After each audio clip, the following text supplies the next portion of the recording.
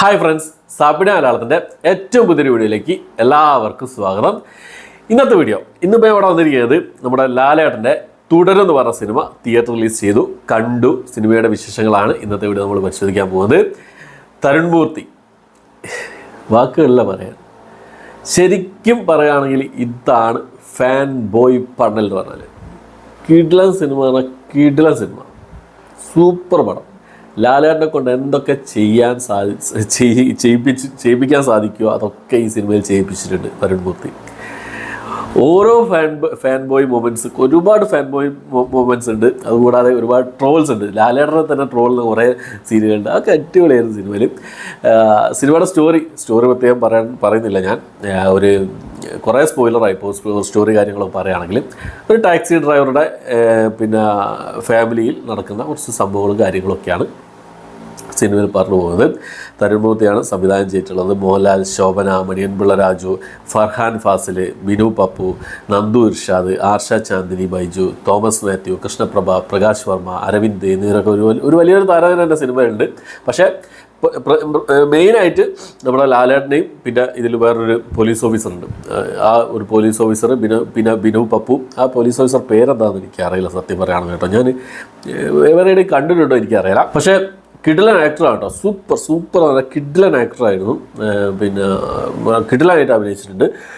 Performance ഒക്കെ എടുത്ത് നോക്കുകയാണെങ്കിൽ എല്ലാവരും ഒന്നിനൊന്ന് മെച്ചം തന്നെ പറയാം. ശോഭനയായിക്കട്ടെ, എല്ലാവരും. ലാലേട്ടനെ കൊണ്ട് നമ്മൾ ശരിക്കും പറഞ്ഞാൽ ഓരോ രോമങ്ങൾ എഴുതി നിൽക്കുന്ന രീതിയിലുള്ള ഒരുപാട് മൊമെൻറ്റ്സ് സിനിമയിലുണ്ട്. കൂടുതൽ പറഞ്ഞാൽ സ്പോയിലറായി പോകും. അതുകൊണ്ട് കൂടുതലൊന്നും സിനിമയെക്കുറിച്ച് പറയുന്നില്ല. ഫാൻ ബോയ് പണ്ണൽ എന്ന് പറഞ്ഞാൽ ഇതാണ് ഫാൻ ബോയ് പണ്ണൽ.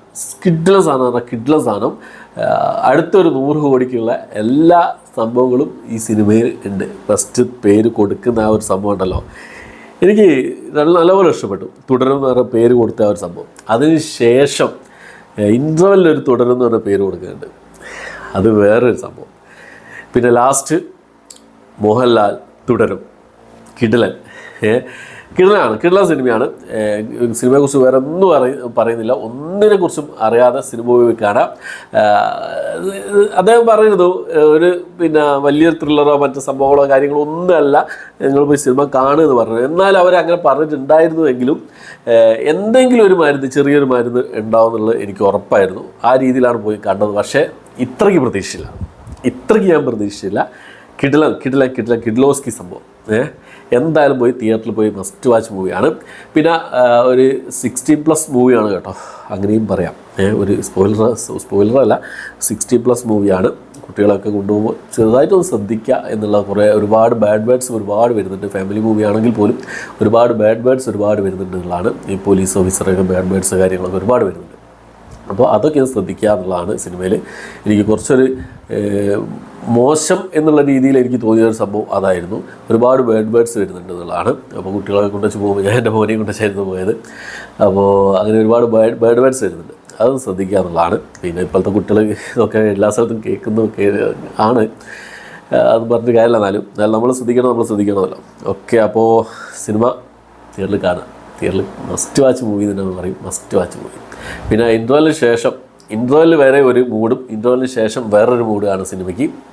ഇൻ്റർവെല്ലിന് ശേഷം ചില ഭാഗങ്ങളിലൊക്കെ കുറച്ചൊരു എന്താ പറയുക, ഒരു ലെങ്ത്ത് കൂടി പോകുന്ന പോലെ തോന്നി. പക്ഷേ അതൊക്കെ ഓരോ മൊമെൻറ്റും എൻ്റെ പൊന്നെ പോലീസ് സ്റ്റേഷനിലുള്ളൊരു സീനൊക്കെ ഉണ്ട്. അയ്യോ, ഞാൻ പറഞ്ഞു കഴിഞ്ഞാൽ ചിലപ്പോൾ കൂടുതൽ സ്പോയിലറിലേക്ക് പോയി പോകും. അതുകൊണ്ട് ഞാനൊന്നും പറയുന്നില്ല.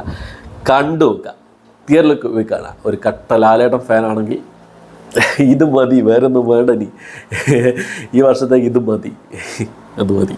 ആ രീതിയിലാണ് സിനിമ എടുത്തു വെച്ചിട്ടുള്ളത്. കണ്ടുനോക്കാം.